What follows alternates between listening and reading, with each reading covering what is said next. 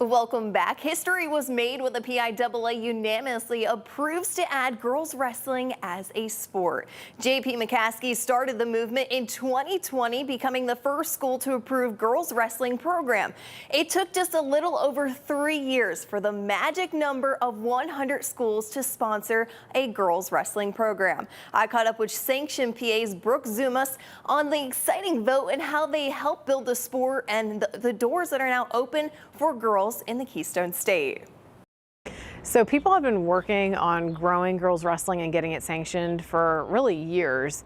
But in 2019, it started to take a different form. So people started to pull together to make a group, a more unified group to really tackle getting the sport sanctioned. And so I was a part of that group coming together. And really the difference from before was that we got very clear marching orders from the PIAA that we need to get to 100 schools. So 100 schools have to have girls teams before they will consider sanctioning the sport. And so I think there was some hope in years before that the PIAA would maybe change their bylaws or just suddenly sanction it if there were enough girls. But I think that thought, what our group did in 2019 and 2020 was say, okay, unfortunately, they're saying we have to get to 100 schools. It is a tough task, but instead of just arguing that they should just sanction it now, they are giving us a clear goal. Let's work on that goal. And we can still argue on the side if we want. But in the meantime, let's actually start working on this. Let's build programs. Let's build a foundation, because that's good for the sport anyway, to build it up and to build numbers and create this infrastructure. So we just dove in at that point and started doing just that. And it just kind of took off. And since then, we've truly built the plane as we've flown it. And as needs have come up and barriers have come up, we just keep finding ways to circumvent them and just keep growing. And suddenly we went from 0 teams to 1 team to 13 teams to 25, 50, 70, and then we're here today celebrating sanctioning. So it's been an amazing journey.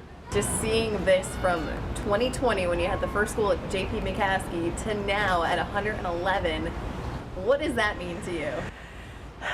It's hard to even put into words exactly what it means. There are so many layers to it.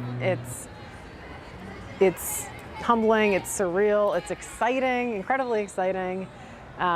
It gives me a lot of hope for the future, for girls in the future, for the opportunities that they have.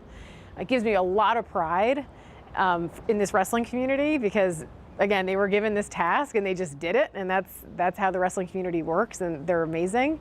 And just feel a lot of gratitude for everybody that has been a part of this.